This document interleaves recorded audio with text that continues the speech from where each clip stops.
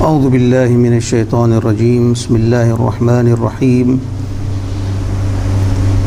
نحمده ونصلي على رسوله الكريم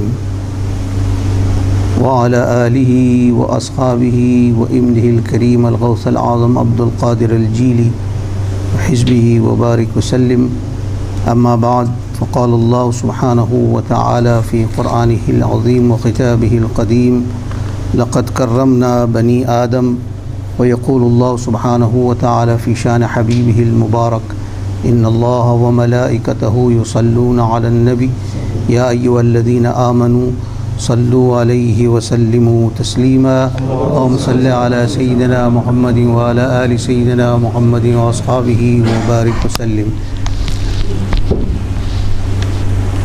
جماعة المسلمين السلام عليكم ورحمة الله وبركاته. The ayat karima that has been presented to you is in continuation of the series of talks on the reality of man and the excellence of man.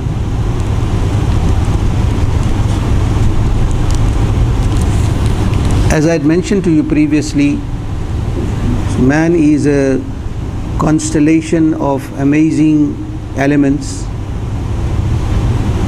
and each element is linked with divinely blessed powers, and therefore this human being, or that you and I, every human being, is a treasury of power, is a treasury of secrets of Almighty Allah subhanahu wa ta'ala. For you to understand the amazing qualities of man, you don't have to go far away, because you are in a midst of technological advancement, and this is a technical age, the age of science and modern discoveries that actually boggles the mind.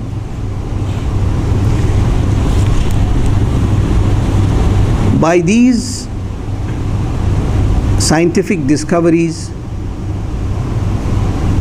it strengthens your iman and it gives you a broader understanding of your value as a human being. In reality, if you look at it, that any technology or any scientific advancement or any gadget that is being made by science today, you got to go back and see who created it. If that instrument or that little gadget is so mind-boggling to you, then can you imagine what will be your state of your mind, or what will be the state of the mind of that human that created it? How intelligent would he be? For example, if you look at the cellular phone, which is something that every individual, basically every adult individual has a cell phone, and he conducts his affairs with the cell phone today. It becomes like a basic necessity in society, especially if you are a businessman, and then you cannot survive now without a cell phone. Now the mechanics of the cell phone, what is inside this unit, is that what you should be actually focusing on? We don't bother about what is inside the cell phone. All we are interested in the functions of the cell phone. Now you should now look inside the cell phone and see how is it possible that your communication has become possible with some individual which is thousands of miles away from you.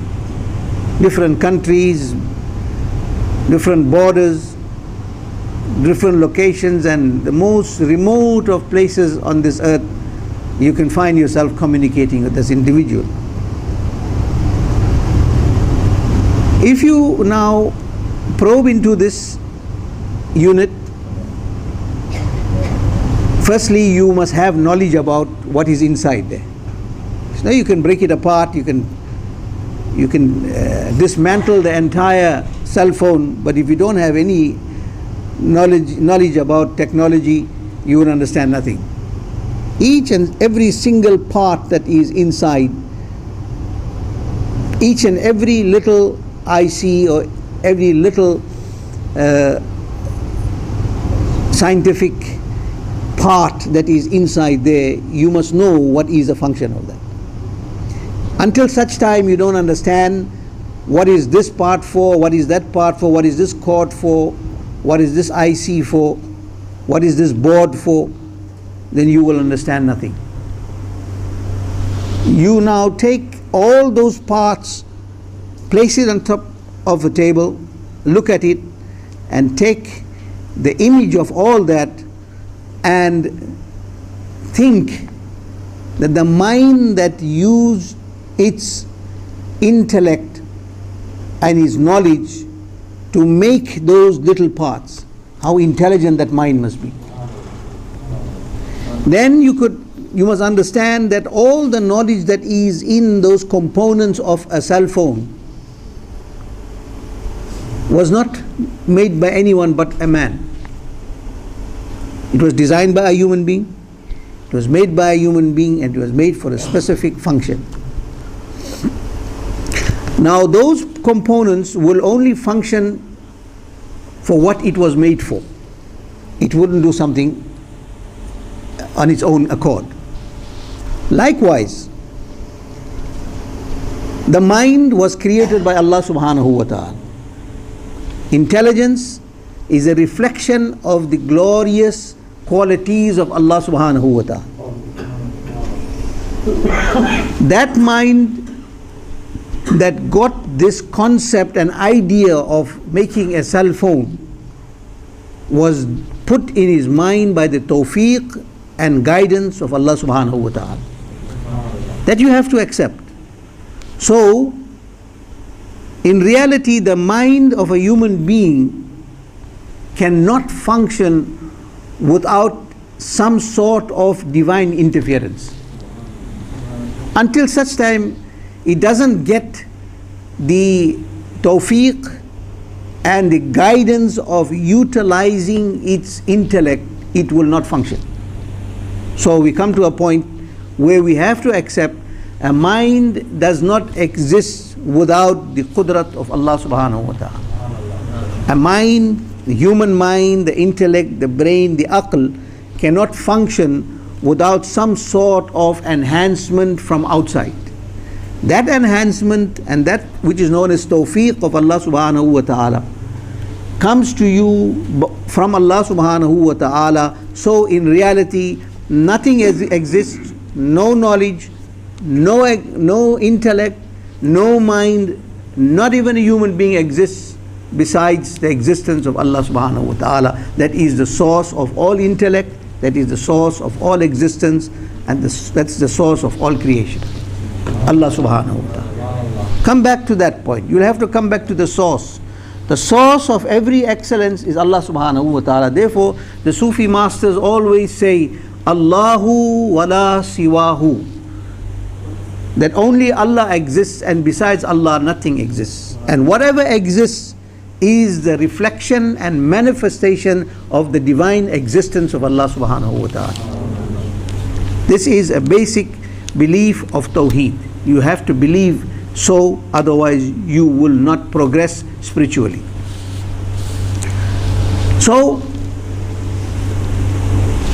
a cell phone or a TV set or a radio or a transmitter or any gadget that which you do not understand about its dynamics, but when you see its function, when it functions, then without any doubt, without reservation, you accept it. You look at the cell phone, you know, you press certain button, this will do that. You are not now concerned about how this happens. Right? So, likewise, when you speak about man, man is the one that created this, man is the one that made it. It's a production of a man. It is an idea of a man, it is technology that has been put in there by the brain of the man.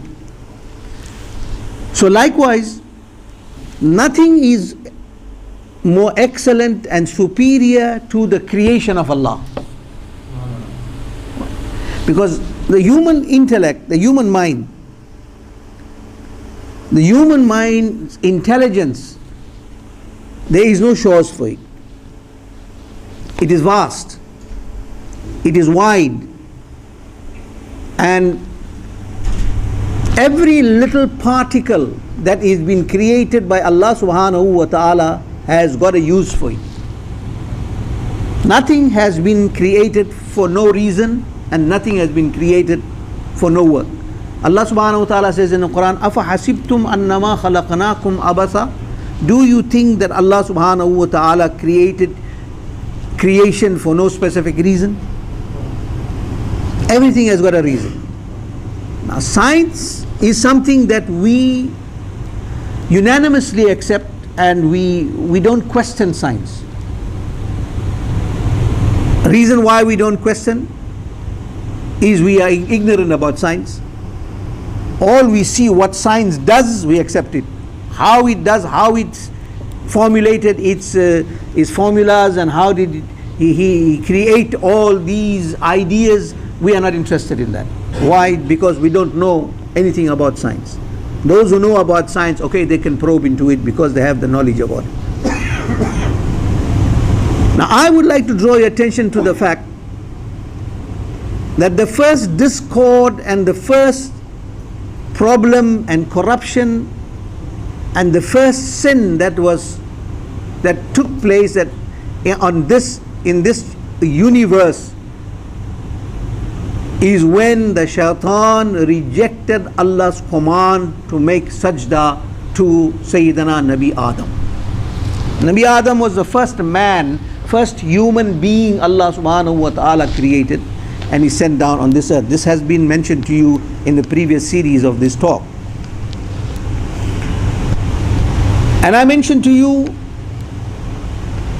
the mystical dimension. When you probe into it behind the curtain to see what is there, Shaitan gave a superficial answer, a reply to Allah subhanahu wa ta'ala's command to make sajda, that he is created from fire. I am created from smokeless fire, and he is created from sand and dust. So fire is more excellent than sand and dust. So why should something superior make sajda to something that is inferior? This was his concept. But in reality, the reason why he did not make sajda is he did not understand the components, he did not understand the dynamics, he did not understand the reality and secrets of man and the powers of man. Adam alayhi salam was a man, as a human being, not an ordinary human being, but a very superior human being, unlike any other human being. So he did not make sajda. He did not go inside to see like you have to go inside the cell phone. He looked at the cell phone, exterior outlook of this al-human, al-insan, and he said that I am more superior to him, and he was supposed to be the ustaz of the angels. He's supposed to have more knowledge than the angels. But his knowledge deceived him. When it comes to the divine commands of Allah subhanahu wa ta'ala, you can't use your knowledge, or you can't use your common sense, and you can't use your intellect to accept or reject this command. Mind does not work, intellect does not work. When the divine command of Allah comes, you have to just do it, whether you like it or not. That is command of Allah. Ati'ullah wa ati'ur Rasul. Allah says, sleep, you sleep. Allah says, stand, you stand. Allah says, make sajda, you make sajda. There is no common sense or no logic that you apply to the command of Allah subhanahu wa ta'ala. You have to accept it. That is absolute obedience to the divine will of Allah, the divine command of Allah, which is a basic importance, a basic factor in the kalima La ilaha illallah Muhammadur Rasulullah sallallahu alayhi wasallam. To understand the dynamics of man, you have to now look at the power of creation. You have to look at Allah subhanahu wa ta'ala's qudrat of creation. Hundreds and thousands of little components make up that little cell phone, which you unanimously, unconditionally, without objection, without any reasoning, you accept it. That's fine. Do you know how many components Allah subhanahu wa ta'ala has placed in the human being? Do you know how many trillions, not millions and billions, trillions of components Allah subhanahu wa ta'ala has placed in this human being? You cannot assume, or you cannot even calculate the amount of components Allah subhanahu wa ta'ala used in this human being. And if you take the brain, they say there is billions and billions of brain cells. Billions. Do you know how many pores are there in the human body? You cannot assume it, you cannot calculate it, because these are reflections of the rahmah. And Allah subhanahu wa ta'ala says, وَإِن تَعُدُّ نِعْمَةَ اللَّهِ لَا تُحْصُوهَا. You cannot calculate the mercies of Allah subhanahu wa ta'ala. You cannot, it's impossible. Do you know that the one eye that Allah subhanahu wa ta'ala has placed in the human skull, in the cavities of the human skull, one eye? You know what is the extent of one eye? Rasulullah sallallahu alayhi wa sallam states, on the day of Qiyamah, a man will be called upon on the scale of justice to justify. He will be called on the scale of justice, and he will be a person that had done lots of good deeds, and his good deeds will be placed, and he will be proud of his good deeds. Then Allah will ask him, how did you do this good deed? He say, I did this good deeds on my own accord. Allah subhanahu wa ta'ala says, okay, if you did it on your own accord, take out his one eye and place it on the scale and put his good deeds on the other side of the scale. The one eye of Allah subhanahu wa ta'ala that he blessed this man with will be more heavier than all his good deeds in comparison. So one ni'mah, the eye. And furthermore, science still is in a position, is not in a position to tell you exactly how this eye captures an image and how it takes it and he places in the memory bank of the mind. Can't understand how is it possible, how it does it. It assumes and it gives you diagrams and it gives you the experiments, but still they cannot create something like the eye. And it's the most delicate, organ of the human body, the eye. Furthermore, they have created transistors. And they have created little gadgets that can relay sound. How does the sound moves and how it is carried from one place to other? They say it is the force of technology, and reality is Allah subhanahu wa ta'ala's qudrat. If it does not carry it, it will not go. Let me give you an example.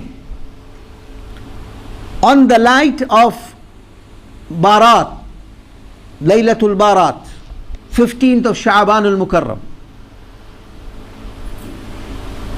Sayyida Aisha Siddiqa radiyallahu ta'ala anha narrates this हदीस, सैयदा आयशा सिद्दीक़ा रज़ियल्लाहु अन्हा इस हदीस को रिवायत फरमा रही है कि हुज़ूर नबी करीम सल्लल्लाहु अलैहि वसल्लम मेरे पहलू में आराम फरमा थे 15th of Shaban,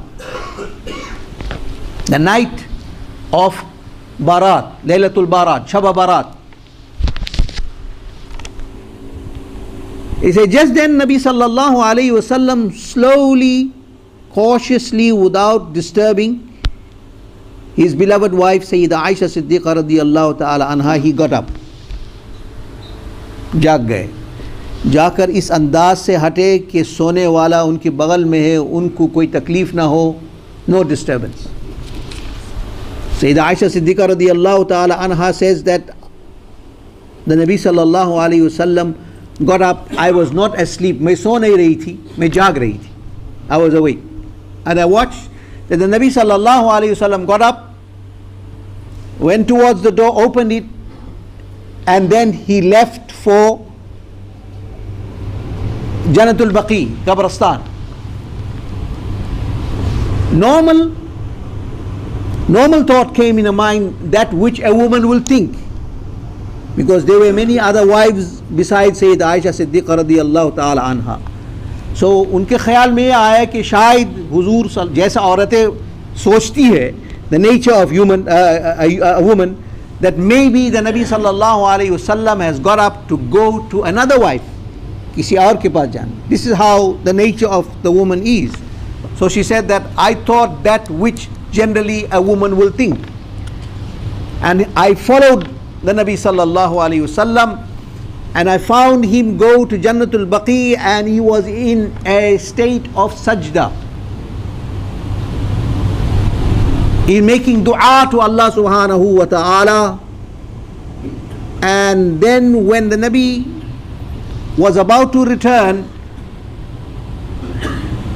she did not want the Nabi sallallahu alaihi wasallam to know that she was with following him. When the Nabi alayhi salatu wasalam knows about every movement of this universe, so she rushed back. This is human nature.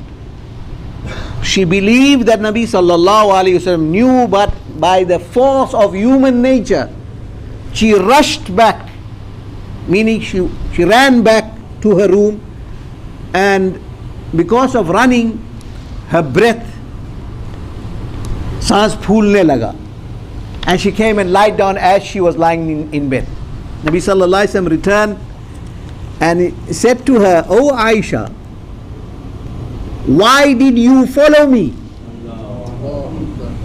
She remained silent.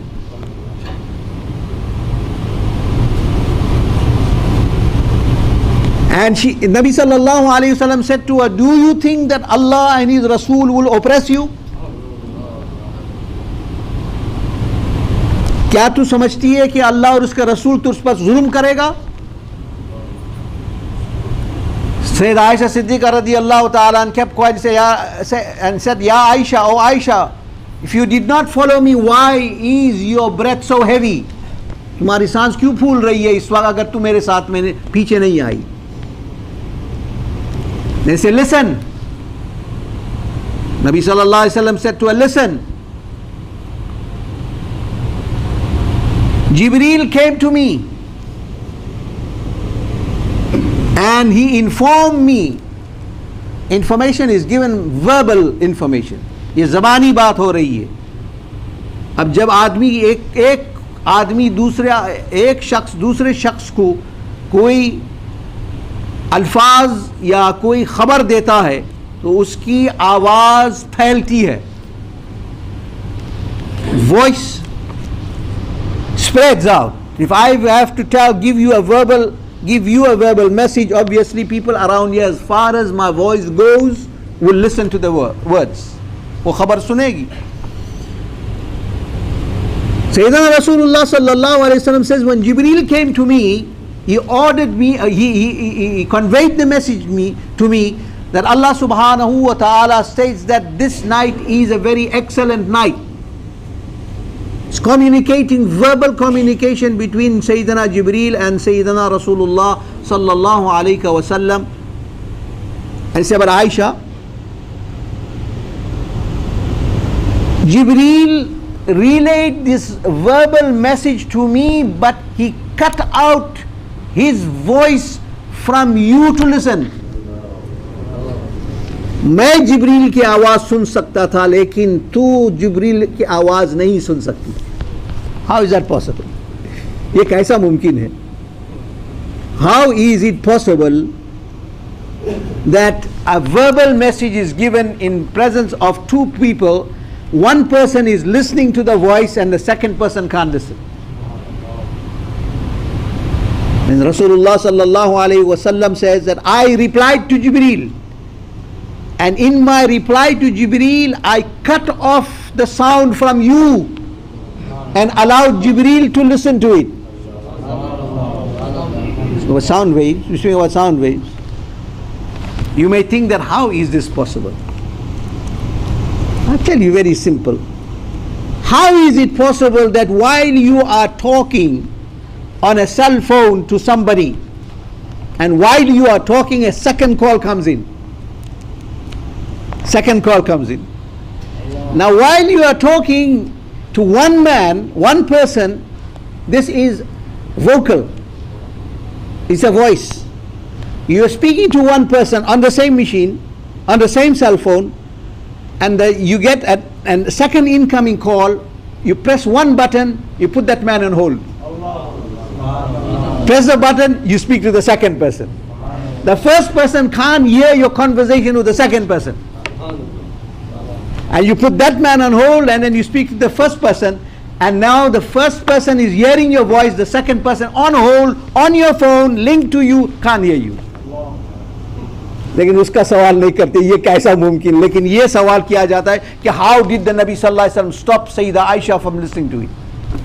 Technology, man-made technology can do it, and Allah's wisdom and Allah's technology, and then we want to question it. Then we want to question about how is it possible that verbal message, one man listening and another man can't listen to it. And a little cell phone is telling you about the qudrat of Allah subhanahu wa ta'ala, but yet we want to question it. Now, this is just an example, one example of how sound waves are controlled by the human being. You can communicate, but you cannot allow a next man to listen to your voice, yet it is audible, and yet it is vocal, yet it is sound. Now that control, how to control it? A cell phone, man-made technology can do that. Why can't the technology and the qudrat of Allah subhanahu wa ta'ala do it? And you have the ability to do it. You have the ability, but how to do it? You have to go to a scientist. You have to go to a scientist to ask, how is this done and how is it possible? And the biggest scientist to ever walk the earth was Sayyidina Moulana Rasulullah sallallahu alayhi wasallam. He taught this technology to who? To the Sahaba. Let me explain to you how this technology was taught to the Sahaba. Sayyidina Umar al-Faruq radiyallahu ta'ala, unki khilafat. In the Khilafat, Sayyidina Umar al-Faruq radiyallahu ta'ala an, obviously the Khalifa performs the Salah. All 5 times Salah is performed by the Khalifa of Islam. When Sayyidina Abu Bakr Siddiq radiyallahu ta'ala an was the Khalifa, he led all the Salah in Masjid al-Nabawi Shareef. And wherever he went, if there was Salah or Jama'at, the Khalifa will perform. He's got the haqq to perform the Salah, to lead the Salah. The Khilafat of Sayyidina Umar al-Faruq radiyallahu ta'ala an, Fajr Salah. Fajr Salah, Sayyidina Ali radiyallahu ta'ala got delayed for wudu. He had a dream prior to Fajr Salah. He dreamt that he is sitting in Masjid al-Nabawi Shareef after Salah. Nabi sallallahu alaihi wasallam performed Salah, and then he went to a specific pillar and sat down. And he sat down in a specific posture. A fresh dream. The Sahaba then assembled around him in a manner. सब आराम से आदब के साथ हुजूर सल्लल्लाहु अलैहि वसल्लम की झुरमुट में हुजूर सल्लल्लाहु अलैहि वसल्लम के इर्द गिर्द वो बैठ गए.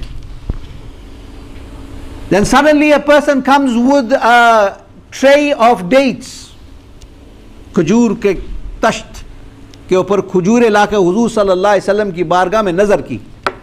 He presented to the Nabi sallallahu alaihi wasallam, and Sayyidina Ali radiyallahu ta'ala was sitting in next to Sayyidina Rasulullah sallallahu alaihi wasallam. Nabi sallallahu alaihi wasallam ordered the Sahaba to distribute the khajur, and before they could distribute it, Nabi sallallahu alaihi wasallam took one khajur, one date, and he gave to Sayyidina Ali. Sayyidina Ali radiyallahu ta'ala ate the date, and it was exceptionally tasty, fragrance. Never ever tasted a date like that in his life. Very tasty date. Then when he ate that one date, a desire in his heart, a desire, एक तमन्ना की कि काश के हुजूर नबी करीम सल्लल्लाहु अलैहि वसल्लम मजीद एक खजूर और अता फरमा दे तो बड़ी इनायत हो. कि नबी सल्लल्लाहु अलैहि वसल्लम gave me one more खजूर, it will be a great blessing to me. I would want one more खजूर. In his heart, दिल ख्याल किया. But Nabi sallallahu alaihi wasallam did not give him the second khajur. Just then he got up for salah. He got up for Fajr Salah, immediately make wudu and rush to the masjid. After performing his Salah, Amir al-Mu'mineen Sayyidina Umar al-Faruq radiyallahu ta'ala an went to the very same pillar that the Nabi sallallahu alayhi wasallam went to in the dream of Sayyidina Ali. ख्वाब में जिस खंबे पे हुजूर नबी करीम सल्लल्लाहु अलैहि वसल्लम जलवा अफरोज हुए, Hazrat Sayyidina Umar radiyallahu ta'ala उसी खंबे पर जाकर तशरीफ फरमा हो. He went and sat down there, and he sat in a very same posture that the Nabi sallallahu alaihi wasallam sat in the dream of Sayyidina Ali. वैसी जाकर तशरीफ फरमा हो गए, बैठ गए. Then Sayyidina Ali radiyallahu ta'ala went and sat next to Sayyidina Umar as he sat next to Sayyidina Rasulullah sallallahu alaihi wasallam in his dream. वहाँ बैठ गए. Sahaba came and they assembled around him like the Sahaba assembled in his dream. One coincidence, second coincidence, third one, call it third assembly of the Sahaba coincidence. Just then a person came with a tray of dates. जिस तरीके से एक शख्स ने थाल के ऊपर खजूरे हुजूर नबी करीम सल्लल्लाहु अलैहि वसल्लम को नजर किया, उसी तरीके से एक शख्स आया उस थाल में खजूर लेकर सैयदना उमर को नजर की. ये क्या बात है? So many coincidence. Sayyidina Umar radiyallahu ta'ala ordered the Sahaba to distribute it as the Nabi sallallahu alayhi wasallam ordered the Sahaba to distribute it in the dream of Sayyidina Ali. That before the distribution he picked up one khajur.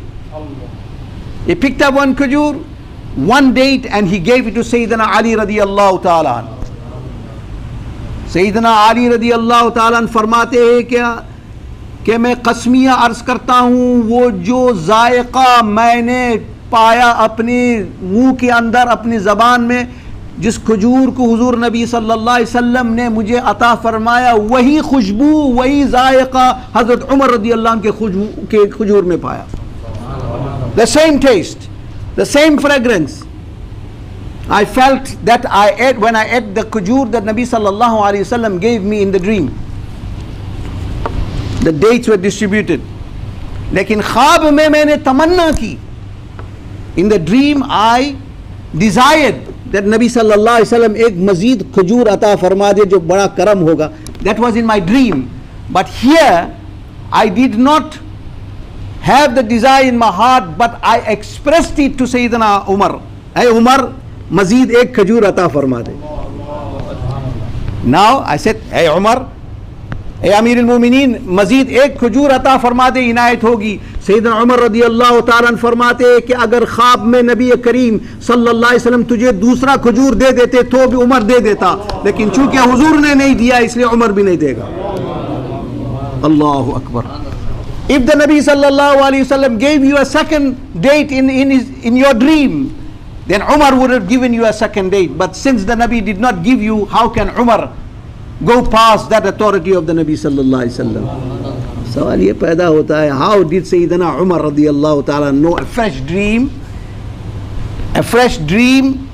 that Hazrat Sayyidina Ali radiyallahu ta'ala an had just before the Salatul Fajr, and he rushed, he spoke to nobody, he relayed this dream to nobody. Can any technology, no matter how advanced that technology is, can it ever capture your dream and tell you what you dreamt?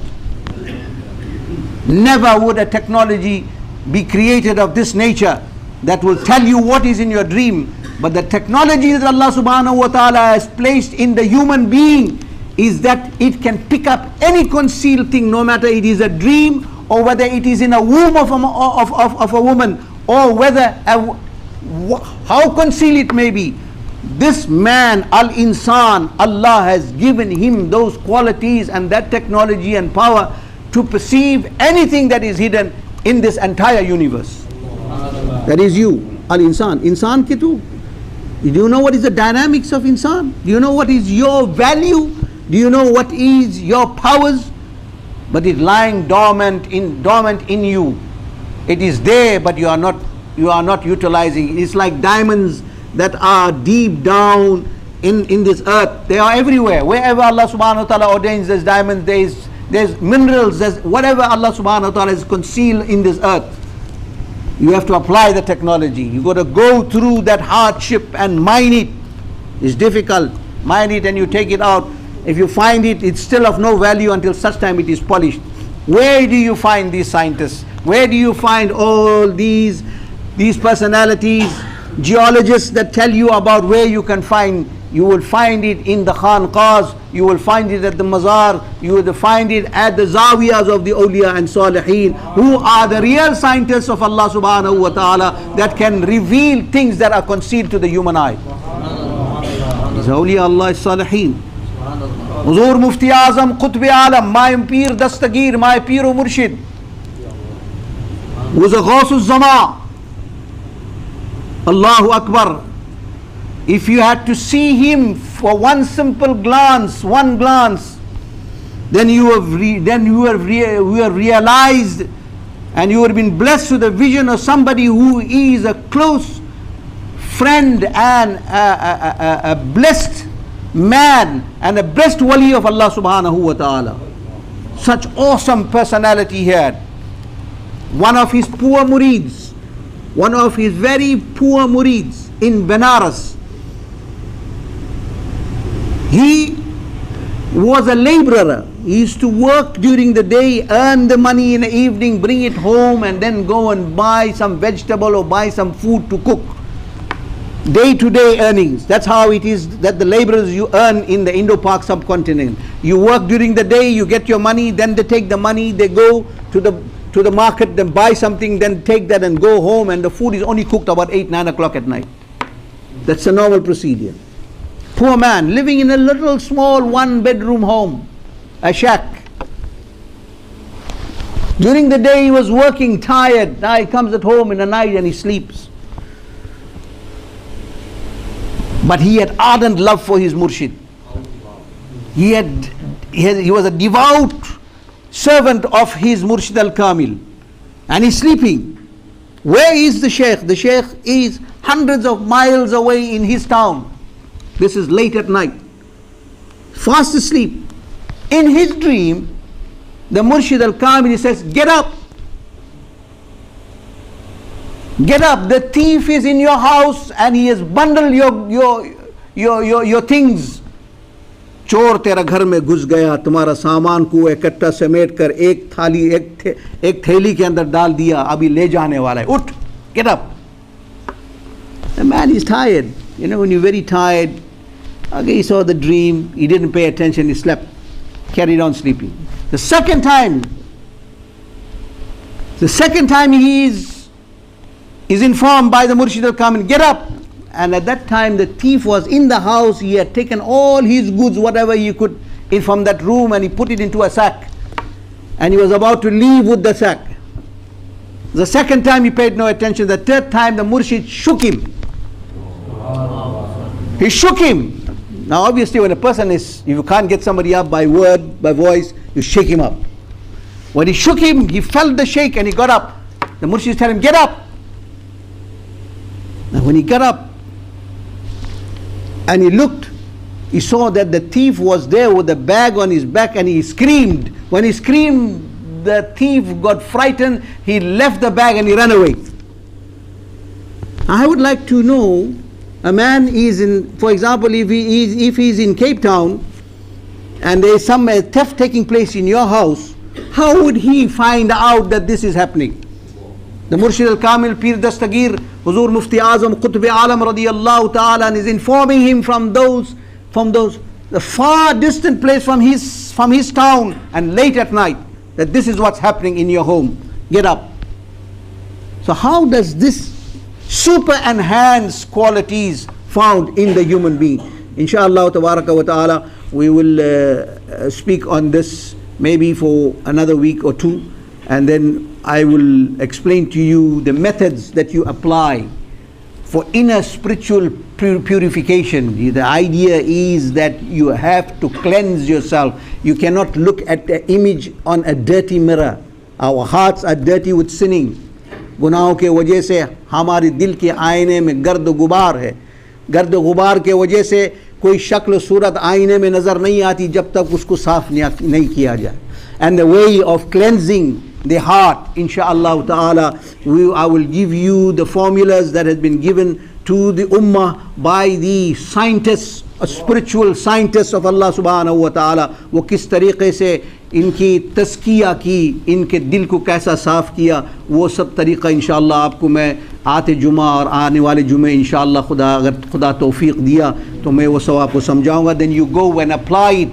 When you go and apply it, then you will see that the dirt of the heart will move away, and the brightness of the mirror of the heart in which will reflect the divine glory of Allah subhanahu wa ta'ala का सच्चा जमाल और कमाल तुम्हारे दिल के आईने में नज़र आएगा. जब वो नज़र आ जाएगा तो हर ज़र्रा कायनात के अंदर तुम्हारी आंखों के सामने आ जाएगा. अल्लाह ताला हमें नेक अमल करने की तौफीक अता फरमाए. परवरदिगार आलम, हमारे गुनाहों को अपने फजल व करम से तू माफ़ फरमा दे. इलाल आलमीन नेकियों की तौफीक दे, गुनाहों से बचा, शरीयत पर कायम रख, अहले सुन्नत वल जमाअत के मज़हब पर कायम रहने की तौफीक अता फरमा. इलाही आलमीन जो बेनमाजी है या अल्लाह अपने फजल उनसे नमाजी बना दे. इलाही आलमीन जो बेरोज़गार है, गैब से तू उन्हें रोज़ी अता फरमा. मुसलमान के कमाए में, आल में, औलाद में, तिजारत में बरकतें अता फरमा. नुकसान और खुसरान से बचा. परवरदिगार आलम जो हज व ज़ियारत से महरूम है उन्हें हज व ज़ियारत नसीब फरमा. जो बीमार है उनको शिफा अता फरमा. जो परेशान है उनकी परेशानियों को दूर फरमा. जो इस दुनिया से चले गए या अल्लाह तो उनकी भी मग़फ़िरत फरमा. व आखिर दावाना अनिल हम्दुलिल्लाहि रब्बिल आलमीन.